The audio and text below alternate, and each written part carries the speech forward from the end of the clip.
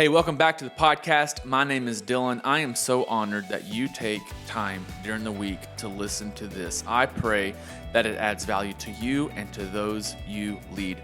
On this episode, Jon Rush from Elevation Church is going to break down two things: impact that can take place through online gaming services like Twitch. So when Jon came to Elevation, and you're going to hear all about this, him and the team started online gaming, and it was a massive outreach and still is a massive outreach today, reaching thousands of kids all over the world through gaming. It's incredible. And the second thing we talk about is how to leave a church in a healthy way.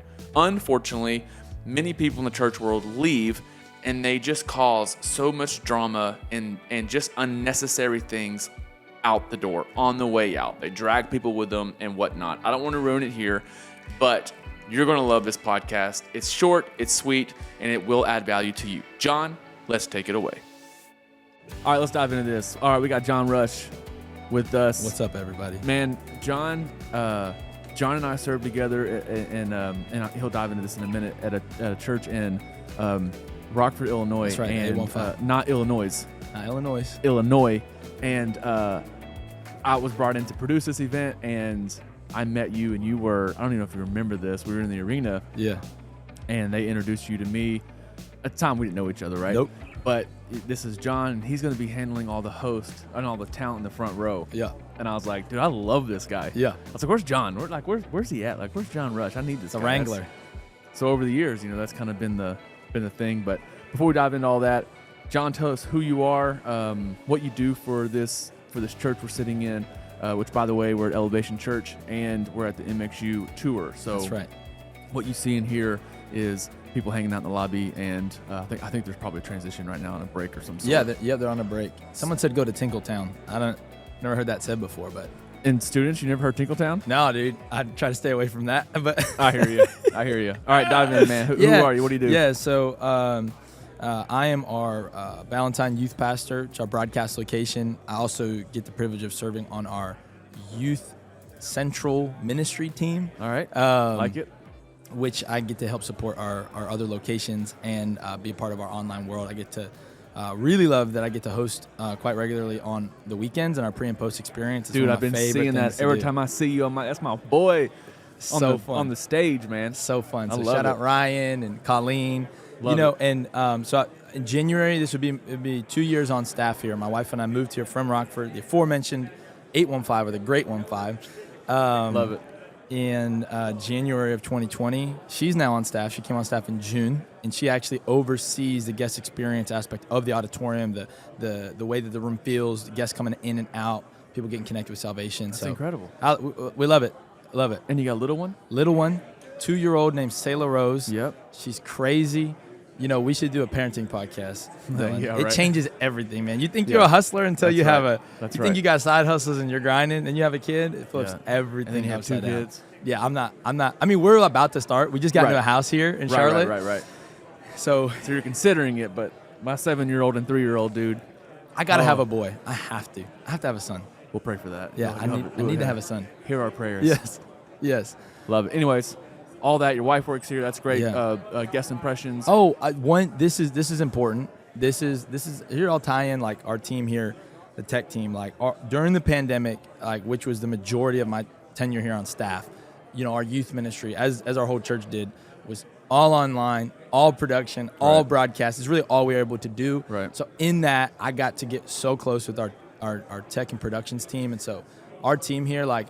You could catch me crying if I talk about them too long. I feel like more than almost anyone, I was in the trenches with them in the sacrifice, the behind the scenes. Man, I feel like they saved my life. Like they didn't actually, but like I feel like there were just times where they did. And sure. We've done a 72-hour live stream. We've done a 168-hour live stream for youth, let alone that. And then the recent update to my title. This is cool. This relates to tech people. Is during the pandemic, we started trying to really reach teenagers and adults of our church through broadcasting video game tournaments and esports on Twitch. Okay, hold on. Please talk about this. Yeah. Because I think I remember like texting you and being like, bro, whatever you guys are doing, it is nuts. I see it everywhere. Yeah. So please tell the listener, the watcher, like, You were getting ready to. Yeah. And I interrupted you. I'm sorry, but that excites me because Yeah. I love video games. So my and you title, guys figured it out. As of 2 weeks ago, my title went from being Ballantyne Youth Director to being the Ballantyne Youth and Esports Director at Elevation. It's in HR. HR can't stop it. That's incredible. But honestly, something that was just the heart was, how do we reach students? How do we connect with them? And how do we even continue to reach people far from God, even in the midst of a global pandemic? It made me think of the dodgeball tournaments I used to throw as a youth pastor, and video games, the same thing, just using what people love to meet them where they are. And if I'm sure most people listening to this would be aware that like what content creators are doing, broadcasting through Twitch and YouTube, is unreal. They're reaching tens of thousands of people, making huge brand deals. So we try to do that same thing with the heart, spirit, and vision of our church. Incredible. Yeah. How can somebody, like, okay, so imagine a worship pastor Yeah. or a production guy, creative leader listening to this podcast, and they hear that. Yep. What would be the first step if they were thinking, I want to take this back to my student ministry or youth ministry at my church to just flirt this idea of streaming? Yeah. What's the first step they need to know? Like they're probably wondering, I need 5 minutes with Jon Rush because I need to figure this out. They're obviously not going to get that right now. So tell them as they're, listening to us, how they can get that even started. Yeah. Well, the gear is important, but it's certainly not. I wouldn't say it's where you start. Company Elgato, if that crosses over into broadcast world a little bit. People use stream decks here and there. Yeah. Elgato specializes in creating gear for this. And so you guys were probably already familiar with a lot of the software. OBS is the main software. Twitch is the platform. YouTube is the platform to broadcast from OBS to Twitch and YouTube. But the real thing you want to do is you want to try to identify people that are already passionate about this. Yeah. And gaming is, the median age of a gamer in 2021 is 35. And so this is no longer something that is like just this kid thing. Right. It's an opportunity to reach young people and current adults. And it's also becoming a lot more socially acceptable. And so I would wager that church is probably one of the few arenas that gaming is not socially acceptable, at least in the form of expressing it through ministry. So I would find the gamers at your church on your staff and get them in a room and ask them this question: who do y'all watch on Twitch? I guarantee you they got somebody. They're going to say XQC. They're going to say Tim the Tap Man. They're going to say, they might say Ninja, probably not. They're going to say Nick Merckx. They're going to say Dr. Lupo. They're going to say S-Van. They're going to say Asmongold. They're going to say these names. What about Dr. Disrespect?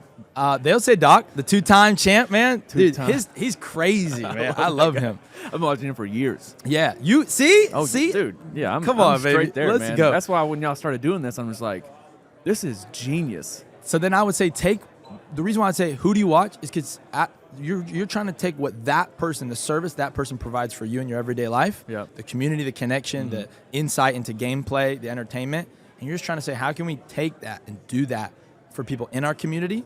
And then once you get the people in your community hooked, they'll build a base and it'll start getting out to people. So that's what we're doing. Good. We're still building a base. That's so good.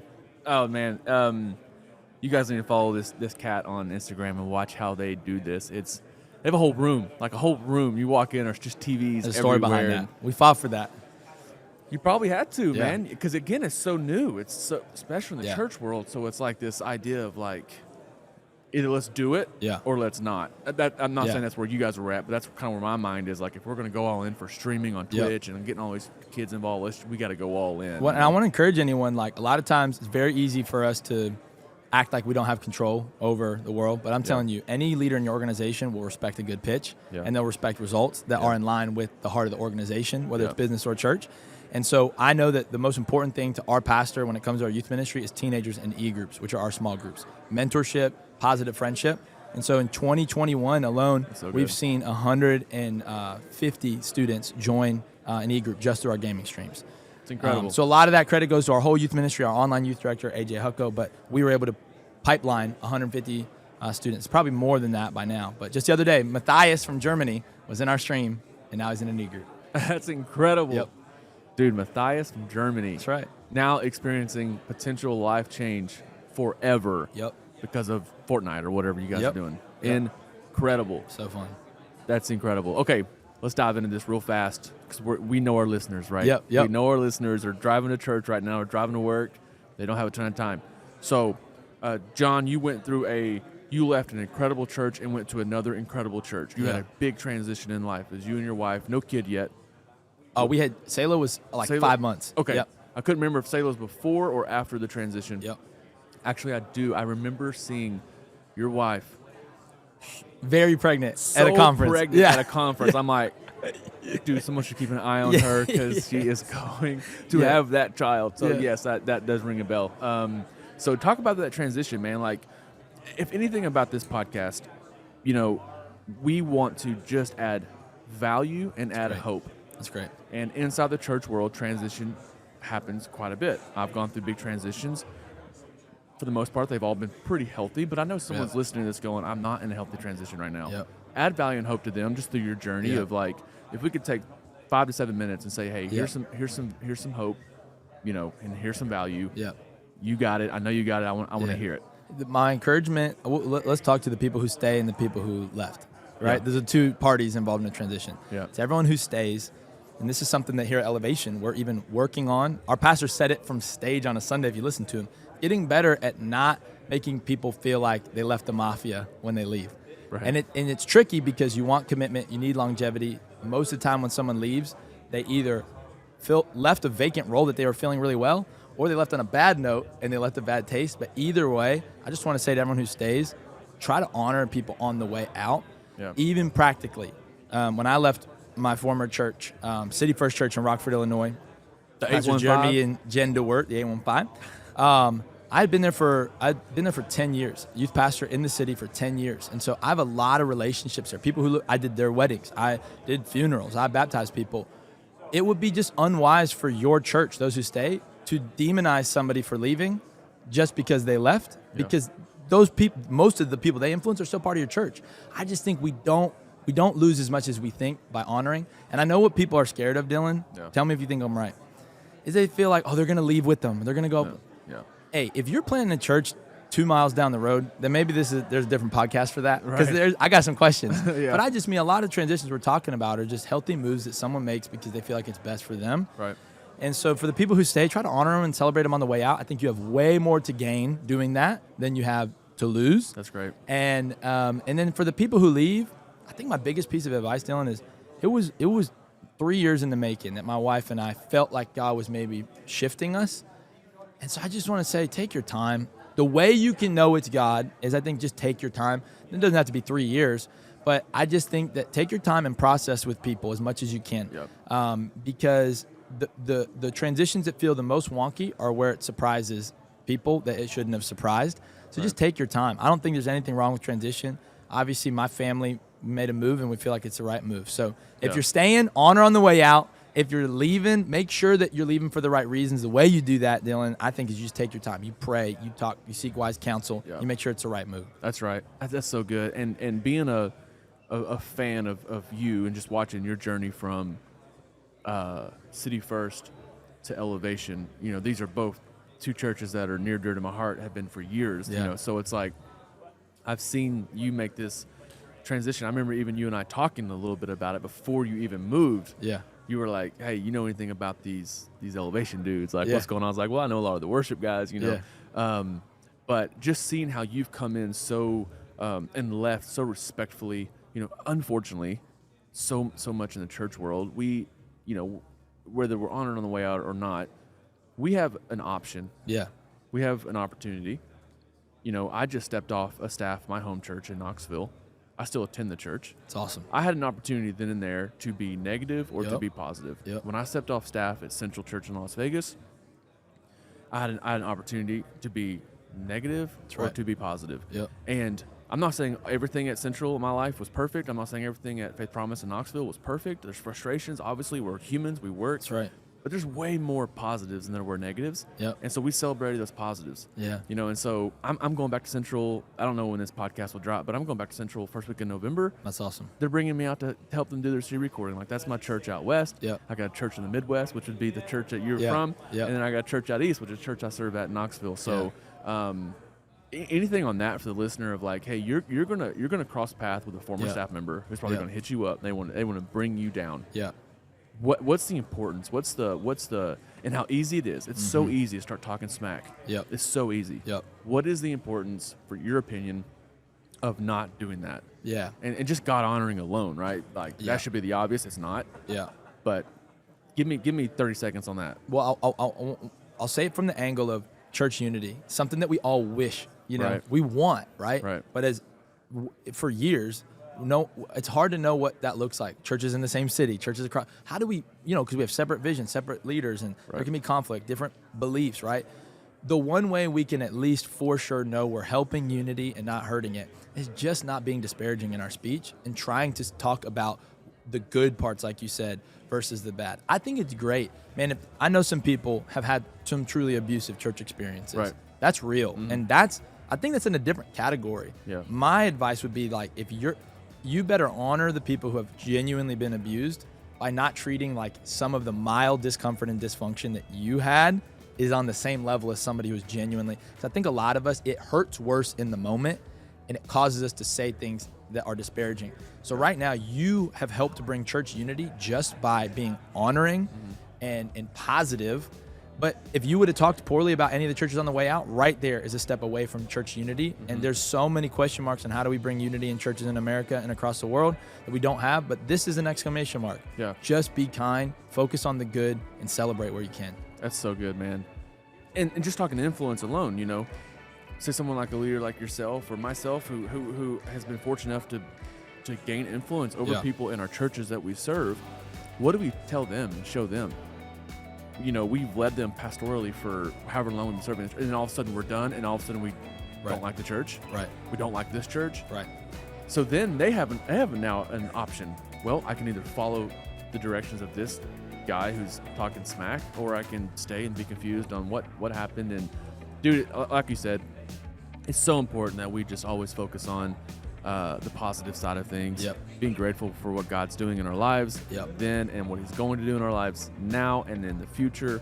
And dude, I appreciate you being on the podcast. Absolutely. Again, we're going to honor the respect of our listeners, because I think right, you and I could talk all That's very day. true. Any last thoughts? Any last hope or value you want to add to maybe a listener who has nothing to do with transition, nothing to do with anything, but maybe worship, creative, production, that whole world? Anything you want to add? Yeah, I mean, I just say it as a parent. The world that you guys are helping create through technology and just building the church is creating the world that my daughter is going to find faith in. That's so good. And I'm thankful for you guys. And that'll be one of my favorite things about our team here is seeing them do it as a family. And so y'all stay healthy, keep doing what you're doing, and I'm appreciative for all you guys. Love it, bro. How can we follow you? Where are you at? Jon W. Rush on Instagram and on Twitter. And Elevation YTH is our youth ministry, Elevation Church. You'll see us on there. And then our gaming stuff, if you want to follow along the journey, is still really new in the journey. So if you're a gamer out there, come through.